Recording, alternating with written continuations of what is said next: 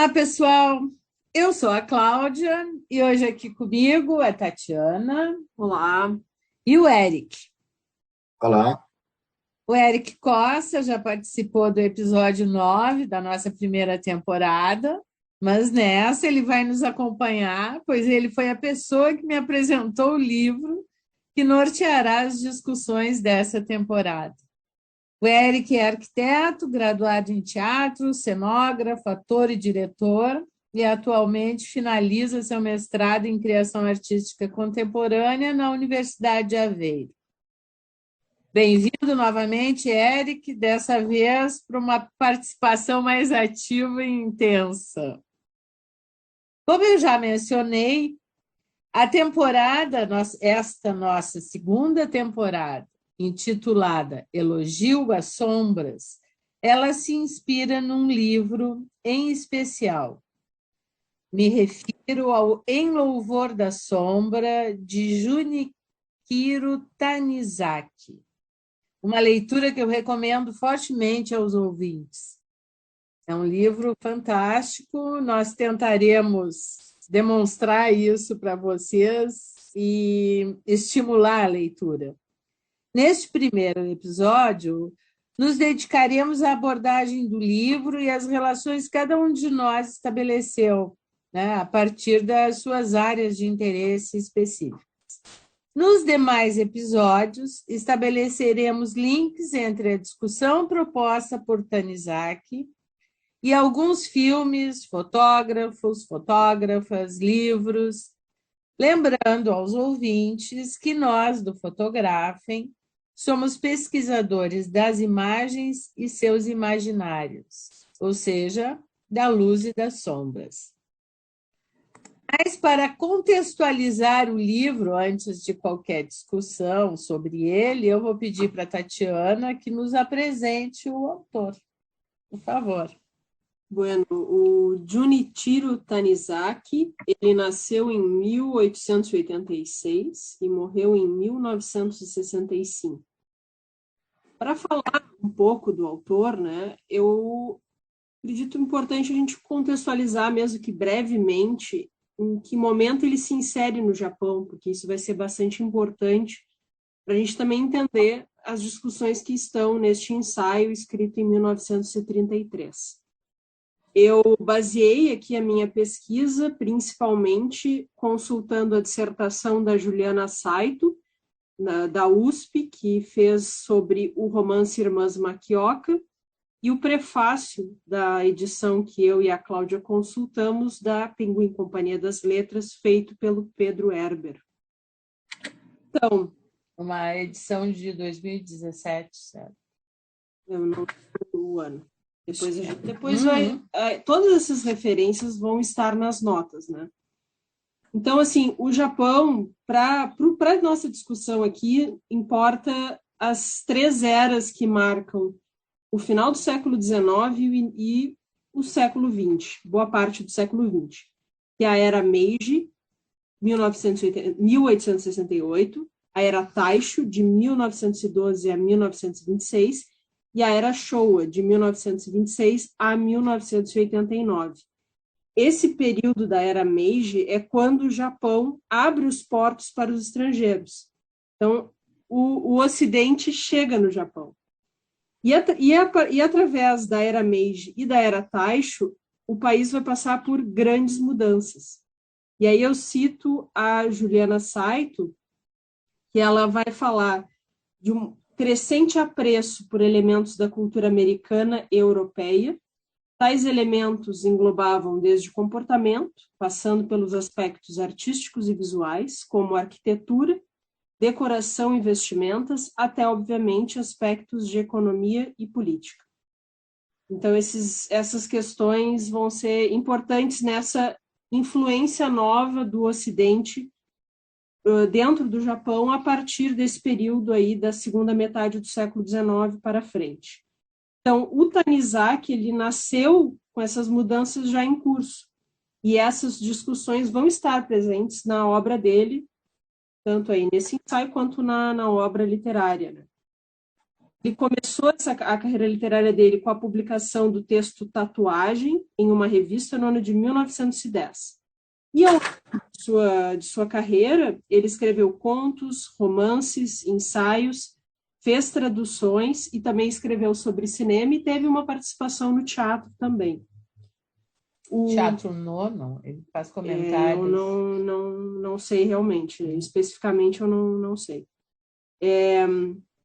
O Tanizaki, então, ele viveu na região de Yokohama, que é uma cidade que tinha muitos estrangeiros, com casas de arquitetura moderna e também tinha uma vida noturna e, digamos, ocidentalizada. E após o terremoto de 1923, que ocorreu na região de Kanto, quando a casa do Tanizaki, onde ele morava, foi destruída, ele deixa essa região metropolitana e vai morar na região de Kansai, que era uma região distante dessa região metropolitana de Tóquio, e que, muito provavelmente por isso, ainda preservava algumas tradições japonesas. E a Juliana Saito, ela também relata que essa região de Kansai, ela tem importância para a história do país, porque ela abriga a antiga capital do Japão, e aí conserva também até os dias de hoje cenários históricos. Então, esse ensaio que nós vamos debater partiu da vivência do autor muito próxima a essa tragédia que ocorreu no Japão. E a partir, então, da necessidade dessa mudança e da necessidade também de viver numa nova casa e de comprar coisas para essa nova casa, o Tanizaki, então, apresenta essa reflexão sobre a influência do Ocidente no Japão, tensões sobre tradição e modernidade ocidental, e como a sombra é uma prevalência, então, nessa arquitetura japonesa, que também pode se estender a outros âmbitos da vida, né? Então, nesse ensaio, a gente pode até elencar a questão da comida também, que é um outro elemento que... Sim, ele inclusive dá uma receita. que é sensacional, a receita de sushi, né? Exato. E aí ele vai dizer, então, que, em contraponto a isso, o Ocidente ele é muito dominado pela luz. Então, todas essas mudanças vão influenciar a escrita do autor, de uma forma ou de outra, né? A edição que utilizamos, eu e a Cláudia, ela foi publicada pela Penguin Companhia das Letras, traduzida por Leiko Gotada, que é sobrinha do Tanizaki, e com prefácio de Pedro Herber. E é de 2017 mesmo. Confirmando, então. E nesse prefácio, ele vai falar, então, que vai aparecer essa constante tensão da invasão da tecnologia ocidental versus a tradição, e que a carreira do Tanizaki é marcada por duas fases. A primeira, ele caracteriza como uma fase modernista, em que ele apresenta um fascínio pelo novo e pelo Ocidente, e uma segunda fase, que é um certo retorno aos valores tradicionais japoneses, e aí ele cita como marca o romance A Quem Prefira Urtigas, de 1928.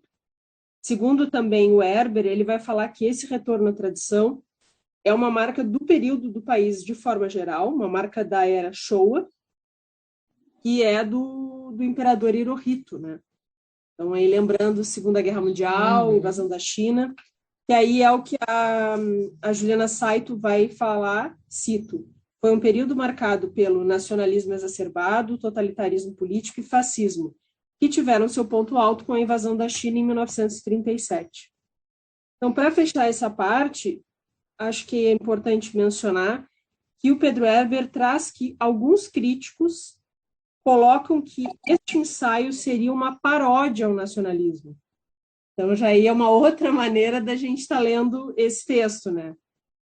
E, por fim, eu só queria indicar o episódio do podcast da Japan House São Paulo, em que eles, na primeira temporada, falaram sobre literatura japonesa, e num dos episódios discutiram este ensaio e entrevistaram o professor Pedro Herber e também a tradutora dessa edição da Penguin Companhia das Letras, e vale dar uma escutada para também pegar uma outra discussão da obra e escutá-los. Excelente episódio.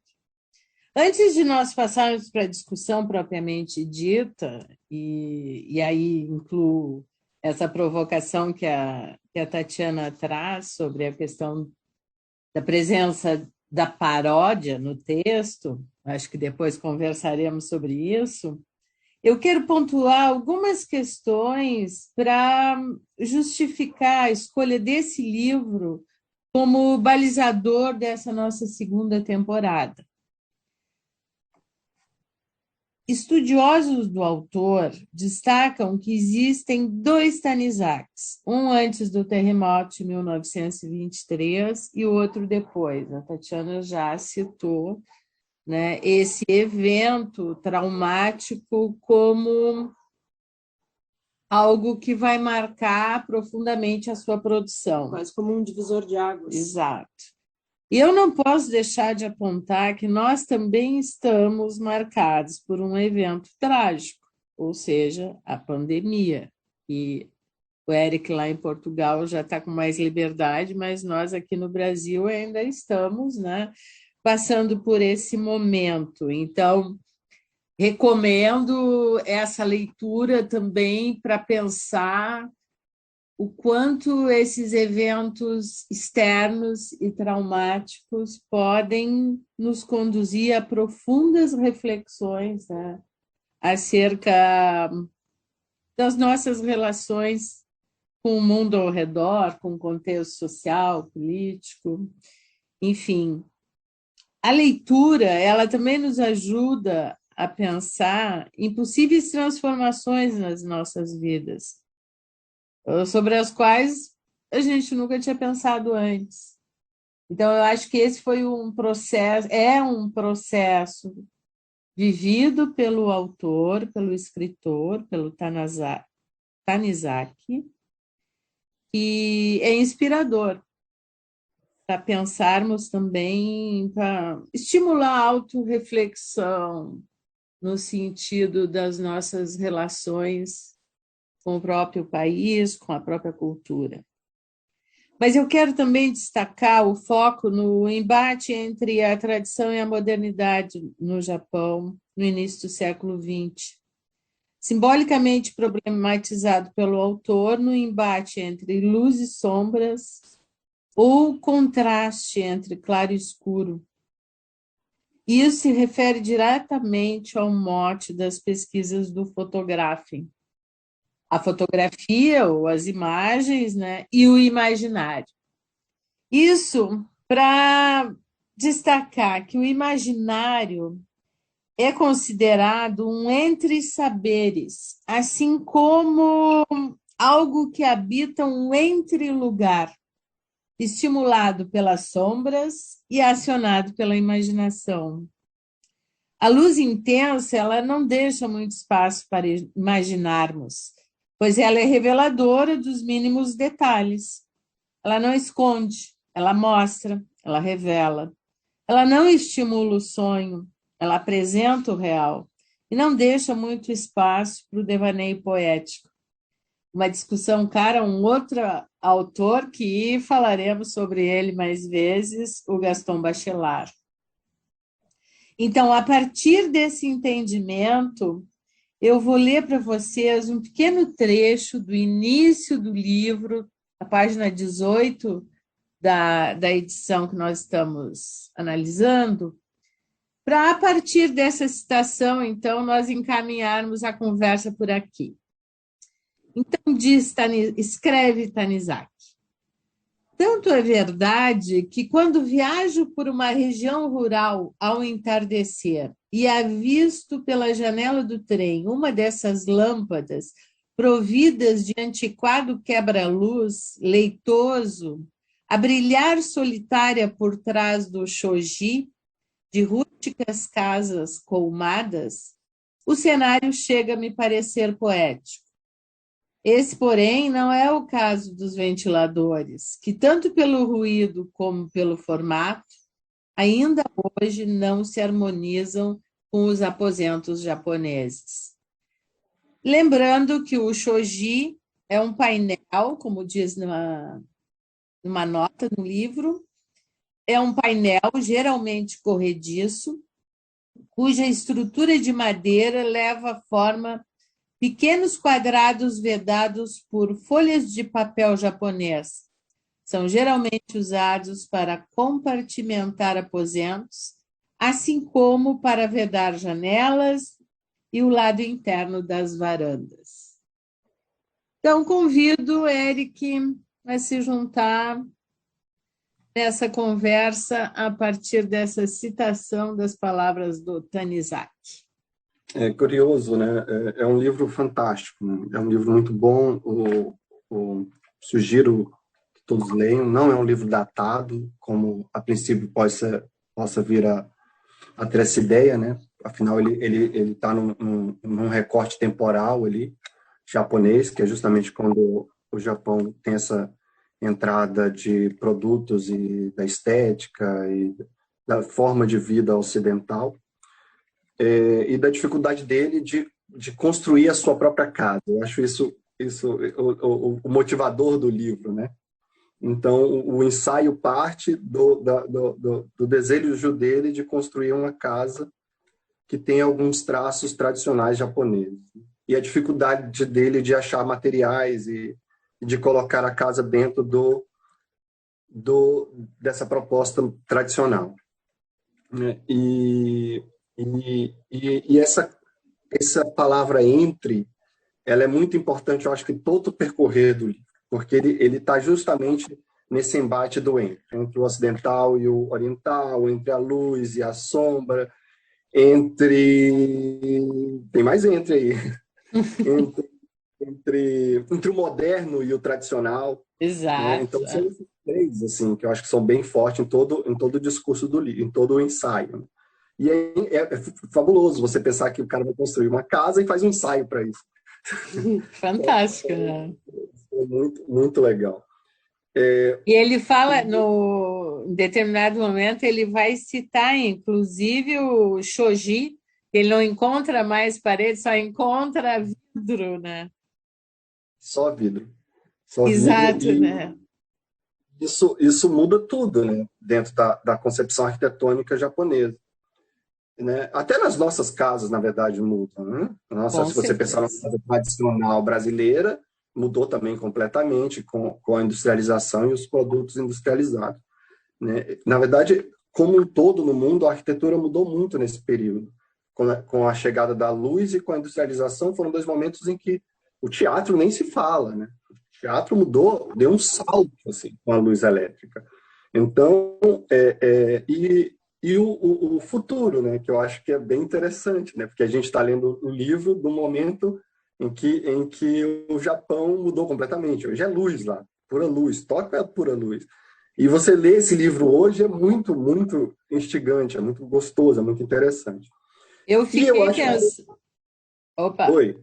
Não, eu fiquei pensando nessa questão de Tóquio, né, da luz do neon que ofusca, dessas imagens que a gente costuma ver muito representadas no cinema, inclusive, né, de uma Tóquio contemporânea. O que eu vejo é que, na realidade, eu e a Tati estávamos conversando sobre isso, é que no Japão, essa imagem de Tóquio luminosa, coberta por neons, grandes prédios, talvez seja a imagem mais difundida, mas isso não quer dizer, em absoluto, que um Japão mais tradicional ainda permaneça, né?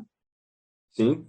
Na verdade, o podcast de vocês, fazer uma propaganda sobre o encontro e desencontros, sugiro que as pessoas ouçam o podcast e vejam o filme, que o filme é muito bom, mostra muito essa Tóquio.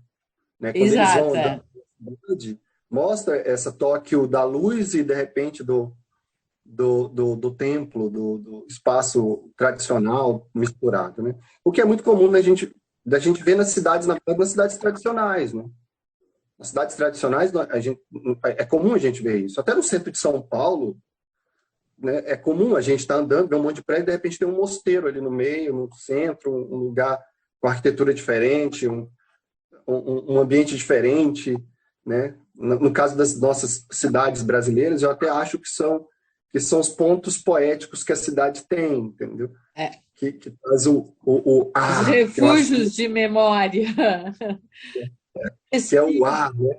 Que o Peter Zumthor, que é um escritor que eu vou falar muito aqui hoje, eu espero falar muito dele, que é um arquiteto suíço, escreve um livro chamado Atmosfera, fica a sugestão de leitura.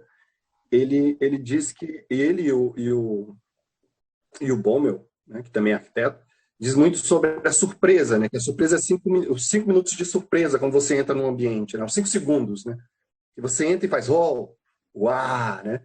Uau, que o japonês tem até uma expressão que eu não sei qual é, mas é um se espantar, se assustar, que é o momento em que você olha alguma coisa e ela, uou, e aí depois você volta para o normal. Mas aquele momento, ele é único, né?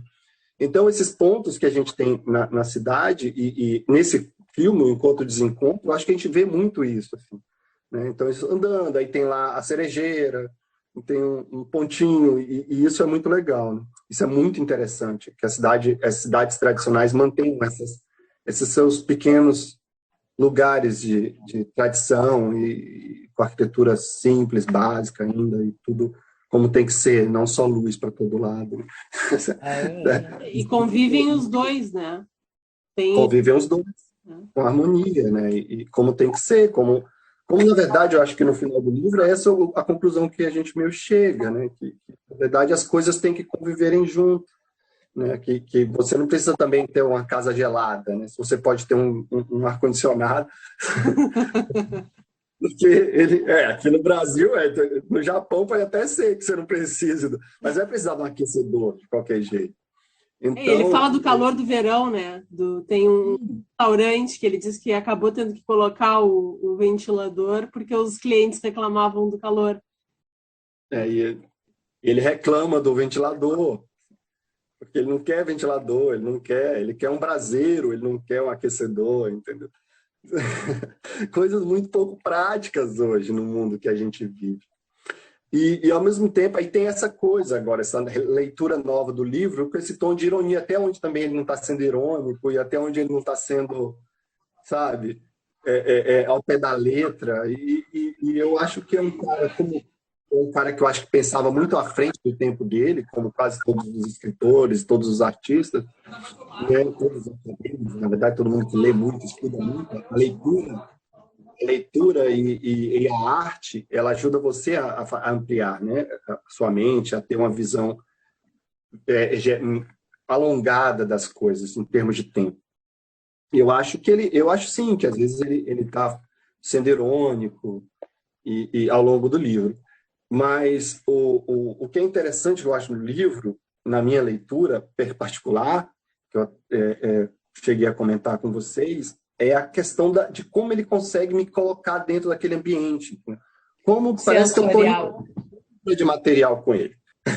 Eu, como arquiteto, eu me vi com o meu cliente indo comprar um vaso sanitário ou achar madeira para colocar no banheiro, entendeu? Porque ele não quer colocar o porcelanato, né? A cerâmica, né? O azulejo. Azulejo. Né? E isso é legal, né? Eu vou falando, hein? Vocês me cortam. Não. Porque eu vou voltar agora para a atmosfera. Um dos pontos que o Peter Zumthor diz sobre a arquitetura é que ela tem que se atentar ao ambiente em que ela está sendo feita, né? E procurar usar materiais do lugar, porque isso ajuda a criar a atmosfera, né? Que é muito importante para trabalhar a nossa parte sensorial, né? Aí vem muito do Bachelard, tem muito do Bachelard aí, que é trabalhar a nossa imaginação, toda a história que a gente carrega, né?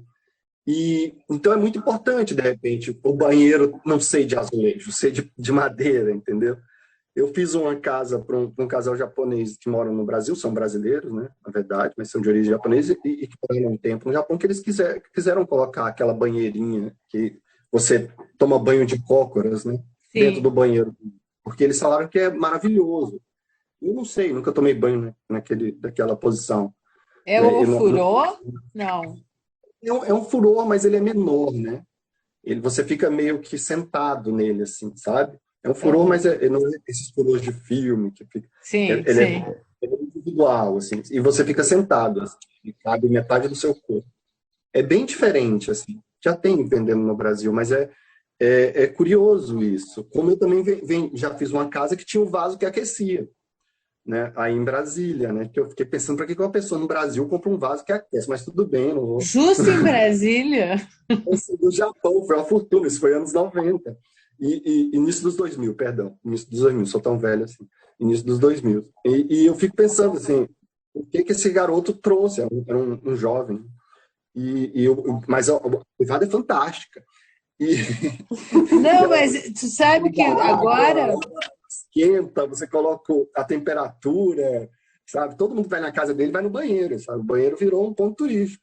Sim, mas assim, pensando nesse banheiro aquecido, na cidade de Brasília, um calor de rachar, que ter o ar ligado para esfriar o ambiente. Aí tu vai no banheiro, tem... E lembrei também que aqui no cassino teve uma época, né, sul, quase fronteira com o Uruguai, né? Teve uma época em que se usava muito cabanas pré-fabricadas, estilo europeias, aquelas que têm o telhado bem inclinado para não acumular neve. E que verões de madeira são um forno. Então, assim, é muito louco isso. A gente vê como as pessoas olham, acham bonito e não pensam na adequação. Acham que estão na Suíça. Na adequação ao espaço, né? Então é muito importante o material. O material. Exato. E é importante ser um material que leve a você ter essa sensação, essa imaginação, essa ideia toda, né? O Bachelard também, já tocando aqui no Bachelard, na Água e dos Sonhos, né? Ele fala muito sobre isso, sobre a coisa da água, né? O tanto de coisa que a água faz a sua imaginação viajar, né? Tanto de imagem que um rio te fornece, de material, de tanta coisa que a gente já tem, de história, da Ofélia, do Caronte. Então, um material simples, como a água, ou uma pedra da sua região, né, que está no chão, já traz um monte de informação para o seu corpo, para a sua imaginação. Então, a sua experiência dentro desse ambiente é completamente diferente. Exato. Né? A gente vê muito isso quando ele fala do prato, né? Da experiência de comer. Que é isso. E ele vai criando essas atmosferas dentro do livro, o que torna a leitura muito, muito agradável. E como o livro é fininho, você lê um dia, fica mais agradável ainda. Exato. As pessoas leiam num lugar fora, numa praça, na frente da praia, porque eu acho que o ambiente é uma vai leitura ajudar muito agradável, realmente. E me chama um outro trecho que me chamou a atenção, que eu fiquei pensando também aqui em Rio Grande, em Pelotas, é quando ele se refere o Pedro no podcast da Japan House, ele se refere ao fato de que a ponte em Tóquio, tem uma ponte em Tóquio que por 300 anos foi de madeira e que em 1911 foi transformada em ferro, que isso acarretou uma série de transformações. E aí, em seguida, me veio à cabeça, lembrei que nós temos aqui em Rio Grande e Pelotas, nós temos a caixa d'água que foi trazida da França em ferro, nós temos na praça, né, nós temos o lago com aqueles enfeites todos em ferro, os relógios, as fontes,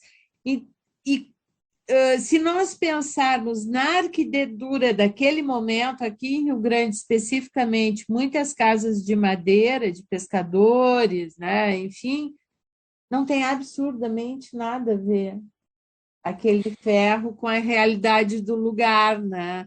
E eu fico imaginando uma população que convive 300 anos, ao longo de 300 anos, com uma ponte de madeira, e aí te colocam um monstro de ferro na frente.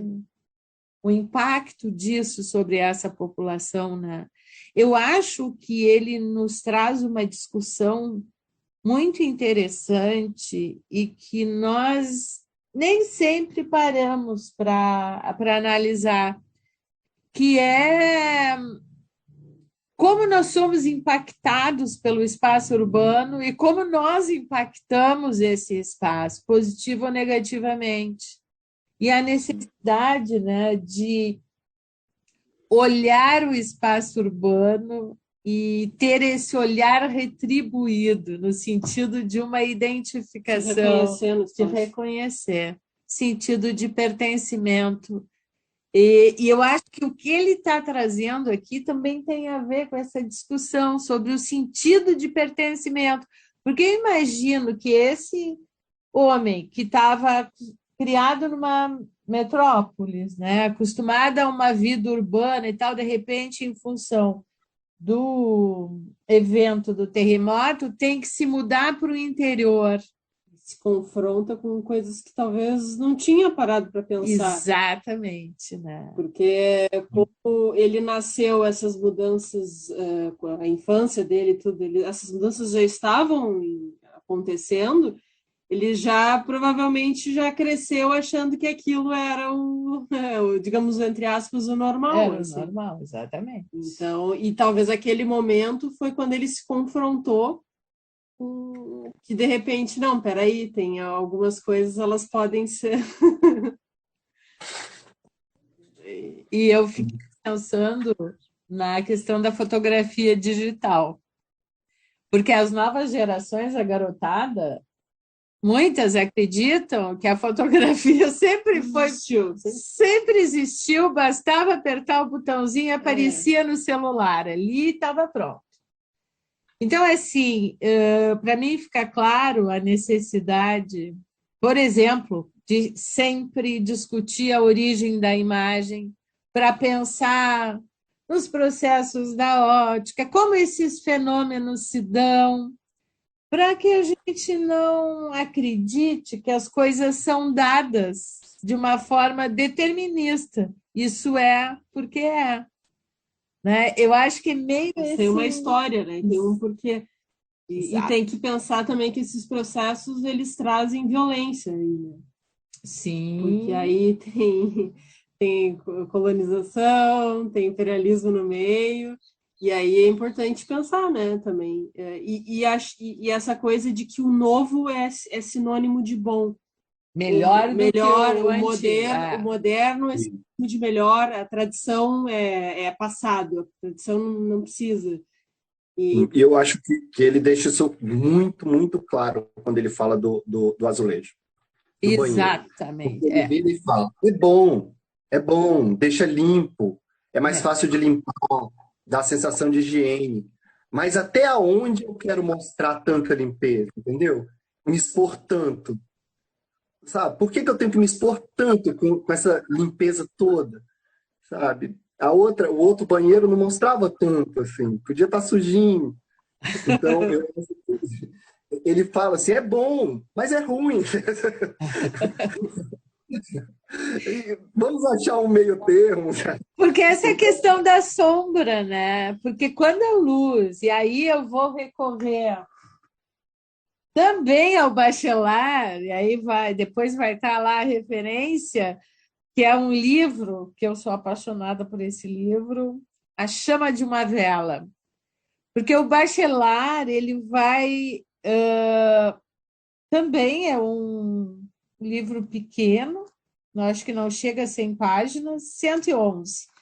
Ele vai, nesse livro, discutir que a luz fria e focalizadora das nossas lâmpadas, e agora essas novas lâmpadas, mais do que nunca, elas não deixam espaço para a gente imaginar, porque elas iluminam tudo, tu vê todos os detalhes, né? E a sombra, ao contrário, uma vela, ela cria sombras, né? Ela estimula a imaginação, ela faz com que tu fantasie o próprio gesto. Eu me lembro, quando eu era menor, criança, faltava luz, a gente ficava brincando de sombra, fazer bichinho com as mãos na parede. Estimular a fantasia, estimular a imaginação. Que a luz não deixa espaço, né? Essa luz Não branca deixa. que ilumina tudo, todos os Na cantos. verdade, essa luz dura, né, que a gente usa muito esse termo na arquitetura, e principalmente no teatro, né, que é essa luz de LED, que é uma luz dura, né, ela parece que é rígida, ela não tem um movimento, ela não tem um brilho, né? Exato. Ao contrário, às vezes ela brilha demais também, Uhum. né? Parece luz de açougue, né? Parece que alguém vai ser operado ali naquele É momento. verdade, luz de açougue. A branca é terrível, porque a branca é um branco antinatural, assim, é um branco estalado, é um branco... Na verdade, essa fixação ocidental pelo branco, ele também cita no livro, né? Sim. Quando ele fala do papel, né? Uhum. Que é praticamente uma fixação nossa. E é verdade, é mesmo, a gente tem uma fixação pelo... É só ver a cor dos dentes das pessoas. É um branco que não existe, né? Você chega no dentista e fala, eu quero o meu dente branco que não existe. É aquele branco, sabe, que não é natural. Aí que fica reluzindo na luz negra. Fala muito desse papel, né? E a luz tem muito a ver com isso. Isso, por exemplo, no teatro é muito forte, né? E hoje no teatro estão sendo todas as luzes praticamente são trocadas pela LED. E agora que começou a ter uma melhoria, porque, claro, vai chegar o ponto em que essa luz de LED vai conseguir fazer o mesmo efeito que a nossa luz tradicional incandescente lá. Né? Mas ainda não. Então, às vezes você vai para uns espetáculos e estão as luzes muito rígidas, né? E isso tira muito disso que você está falando, que é da imaginação, do sonho, da coisa do que não é mostrado, né? Você vê todas as rugas do rosto e tudo, que eu acho que tem a ver com isso que ele fala do banheiro. Nem tudo é para ser mostrado, entendeu? Eu não quero mostrar minhas rugas. Exatamente, expõe tudo. E isso tem a ver também com o cinema, com essa coisa da qualidade absurda das câmeras de filmar, com as qualidades absurdas da tela, com os brilhos da tela, tudo full. A gente vive num mundo full, sabe? E a obsessão das pessoas com isso, né? Ficam assim que não podem assistir, querem só Blu-ray, Full HD e não sei o quê. Parece assim que vai... Enfim, sei lá, não, o filme não... Que se a imagem não tiver... É clean, tudo limpo, não pode ter a maior qualidade possível, não vale a pena. Vai também no questionamento de efeitos especiais, tu vê isso, as pessoas querem que tudo seja muito, muito clean mesmo, muito... E é muito legal você ver esse tipo de discussão num livro, né, que ele escreveu ali em 1933, eu acho, né? Isso que 1933. Na verdade, já traz essas discussões para hoje, porque é disso que se trata, né? Exatamente. Por isso que eu acho que às vezes ele está sendo irônico, alguns momentos, mas extremamente poético também, né? Ele é de uma poesia fina em alguns momentos, né? Assim, e eu vejo assim, ele, dentre outros, assim como o Benjamin, como a gente já conversou, são pessoas que estão lá na primeira metade do século XX, pensando a partir de uma movimentação que começava a acontecer. E nós estamos aqui, quase 100 anos depois, sentindo todos os efeitos nefastos, bem isso, né, do dito progresso e ainda refletindo sobre essas questões. Eu acho até assustador ler um texto de 1933 falando e pensar coisas na tão atualidade, atuais. Né? Eu seguido eu penso assim, o que Debord falaria sobre 2021? Nossa, ele ia estar arrancando cabelo. Que também é outro. Ele é mais adiante aí, mas sociedade de espetáculo. Sociedade de espetáculo tem tudo a ver com a luz, né? Sim, ultra exposição. Muito interessante essa virada que a luz dá, né? Porque a luz é que muda toda esse momento, tanto na arte, na fotografia, no cinema, nas artes plásticas, muda tudo. No teatro nem se fala, assim, né? Muda tudo, muda o jeito de viver do homem, e assim vai mudando o tempo todo, né? E agora é muito legal você falar dessa coisa da vela, sabe? Porque você falou, e você já foi falando das suas memórias, porque realmente a vela, ela traz isso, como a água traz, como o fogo, né? O fogo traz muito. Quando você vê, você já tem um repertório de imagens imagéticas e de sentidos que a lâmpada não te traz ainda, né? As novas gerações, né? Qual a relação que elas vão ter com a luz, né? Porque e a luz nos traz, a luz natural é uma luz fantástica, né? Que nos traz também muita potência, né? Em termos de imagético, né? E que a arquitetura se utiliza muito, né? E ele fala muito isso do livro, sobre a luz que Sim. entra, que sai, dos lugares escuros da casa, da importância do escuro no ambiente residencial, como a penumbra valoriza um objeto, né? Quanto a beleza na escuridão, na sombra, na escuridão, na penumbra. E isso é muito legal, é muito bom. E o teatro, que eu acho que trabalha isso com muita propriedade, porque o iluminador, o diretor teatral, ele coloca luz no ambiente, né? Então você tem lá a caixa preta teatral e você vai colocando luz nos lugares onde E vai você revelando aos vai poucos, revelando o né? que você quer, o que você não quer. Você faz close, né, com luz. Às vezes coloca só na mão, às vezes só no rosto, né? Como você está ali num lugar onde tudo tem significado, no teatro tudo tem significado, na cena ali. Então é legal isso. Alguns diretores de cinema usam isso assim com muita propriedade também, né? Então você está vendo uma cena e de repente aparece uma luz ali num quadro, lá no fundo. Ele quer que você veja aquele quadro lá no Chamar, fundo. claro, chamar a atenção. Isso é muito interessante. E quando você vê isso no cinema, o Hopper era o mestre de fazer isso, né? Sim, com A crise da certeza. luz. Então, Ele manejava a luz.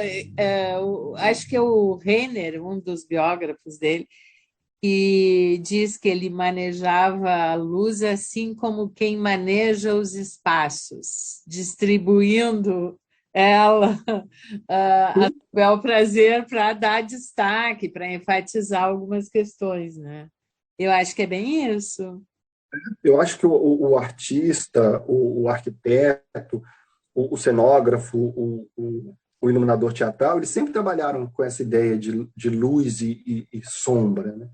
Eles sempre trabalharam com o escuro, né? E aí vão colocando a luz, né? O Peter Zumthor também ele fala isso, que o arquiteto ele tem que trabalhar com um escuro e ir colocando. Como na arquitetura, aqui no Ocidente, a gente trabalha muito com a ideia de cheio e vazio, né? Então, a gente vai preenchendo o vazio com coisas, né? E o que acontece, que eu acho, na arquitetura, no Japão, na cultura oriental, na verdade, não só no Japão, mas na cultura oriental toda, é que eles têm uma dramatização dos espaços, que deixa tudo muito bonito, assim. Eles Eu dramatizam, concordo. dramatizam o quarto, dramatizam a sala, dramatizam o banheiro, dramatizam tudo tem muito essa, parece que tem uma história para contar, entendeu? Parece que tem algo para ser revelado ali. E hoje a gente também tem muito isso no Ocidente também, em alguns pontos assim. Eu Não, acho e o que que eu vejo, talvez agora, depois da pandemia, né? Não sei que mundo nós encontraremos quando tudo isso passar, mas eu acho que também muitas pessoas tiveram a oportunidade de viver as suas casas de uma forma intensa, porque para muitos, e aí eu me incluo, não de uma forma cotidiana, mas alguns dias da semana, pelo menos, a casa era o lugar para dormir, que eu chegava no final do dia, né, tarde já fazer alguma coisa e tal. Então era um lugar de passagem. Para muitas pessoas, a casa sempre foi esse lugar de passagem. E aí, de repente, as pessoas estão confinadas dentro da casa e começam também a atribuir significados para esse espaço, né? Eu acho que o espaço se transforma. Espero, sinceramente, que nesse mundo pós-pandêmico que descobriremos, essa relação seja uma relação, digamos, mais orgânica, menos imagética, porque muitas pessoas constroem suas casas para mostrar para os outros, não para pensar, né, nas vivências, no seu prazer cotidiano, e pensar nessa convivência com esse espaço. E eu acho que ele traz isso de uma forma muito intensa, né? Sim, sim. É um indivíduo que está num momento de transição, né? O mundo em transição, né? E o mundo, assim, logo depois vem a Segunda Guerra, né? Então, isso também eu acho que muda tudo também, mas em termos geográficos, né? Mas é um mundo muito diferente. Eu acho que no momento de agora, dos últimos anos, também parece muito isso. Assim, o mundo está mudando muito rápido, né? Em termos tecnológicos. E essa questão da luz, ela, para mim, ela é muito, muito pessoal. Assim, eu gosto muito de trabalhar com luz. Né? Mas eu fico hoje assim assustado com a quantidade de luz que está na nossa vida. Realmente, assim, é muita luz. Celular, a gente anda com o celular o dia todo na mão, entendeu? Ali o tempo todo, né? Aquela Emitindo luz, emitindo luz. E até onde isso também está atrapalhando o nosso olhar, sabe? E nossos sentidos, né? Com certeza está. Interferência. É muito bonito, muito poético, porque é meio que querendo falar assim, gente, vamos buscar, mesmo assim, vamos juntar as coisas, não vamos deixar de comer nosso sushi. Sacou? Eu fui para bem Recife isso. e comi um sarapatel, entendeu? É verdade. Porque estavam todos gourmetizados. Ou seja, todos agora são feitos por chefes, os próprios de feira já começam a mudar, então você já não acha mais aquele tradicional mesmo, é muito difícil, só se você for em feiras mesmo, ou em casa, né? Agora, assim, no restaurante você já não acha mais, porque já estão mudando o jeito de fazer, porque o mercado exige, A porque... gourmetização da comida é E um é de horror. tudo. É um horror. E tá em tudo, né? Tá em tudo, tá no nosso dia a dia. Vai assim sei lá, numa lugar que para comer um doce, às vezes tu não encontra um brigadeiro comum. Tu encontra Sim, é verdade. Pô, mais Nutella, mais não sei o quê, mais não sei o quê. Brigadeiro é bom porque o brigadeiro é nacional. É uma comida nacional. Tem do norte a sul. E você, realmente, é mais difícil você achar um brigadeiro normalzinho, com básico. Granuladozinho, Granulado tá ótimo. Brigadeiro é patrimônio. Parem de mexer. É tipo, do jeito que é, sabe? E é isso, eu acho que no fundo também se trata muito disso, sabe? De memória. De memória. Que estão se perdendo as memórias, né? Estão se perdendo as experiências. Eu acho que ele deixa essa questão da memória ali de uma forma muito intensa. Ele nos confronta com a importância da memória. Né? O Peter Zumthor, ele diz que você tem que guardar as memórias, guardar as suas experiências, o que me remete muito ao Bachelard. Na Água e o Sonho, ele fala de experiências. Ele fala porque ele cresceu ali em Paris, no interior da França, num lugar cheio de rios. Então ele vai falando das experiências dele com esses rios dali. Então ele fala, ele sente o cheiro. Você chega a sentir o cheiro quando ele descreve o cheiro do rio, o cheiro do mato, o cheiro, entendeu? E é muito bom quando você vê um escritor fazer isso, né? Porque você vai sentindo o que ele está descrevendo. E o Zumthor, ele fala muito disso, que a gente tem que guardar nossas experiências, porque quanto mais, e ter muitas experiências, porque quanto mais experiências você tem, mais você vai experimentar os lugares futuros que você vai conhecer. Então, mais você vai sentir sabores, mais você vai sentir cheiros, mais você vai, entendeu? E isso é muito legal, porque tem muito a ver com o que ele fala. Muito a ver com o que ele fala.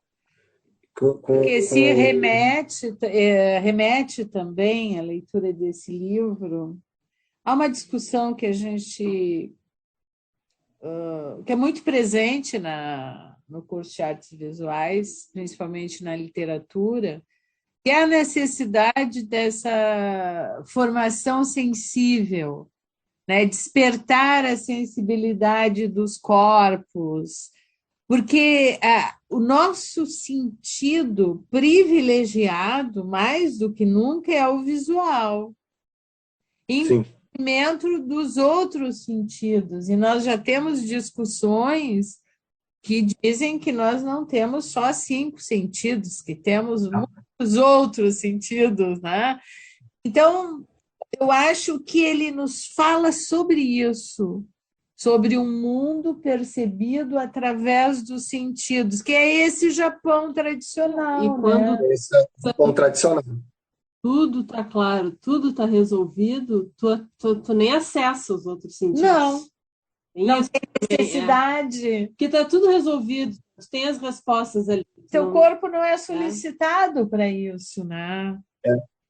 Eu acho assim, e uma outra relação, acho que aqui a gente pode ir se encaminhando para o final, mas uma relação que eu estabeleço também, porque eu fiquei pensando, a partir de uma fala do Eric, na questão da fotografia. A fotografia, quando tu faz um recorte e tu apresenta esse recorte, tu está iluminando uma determinada questão, né? Outro dia eu fiz um recorte, eu fiz uma foto na praia de uma máscara abandonada na areia da praia e marcas de pneu.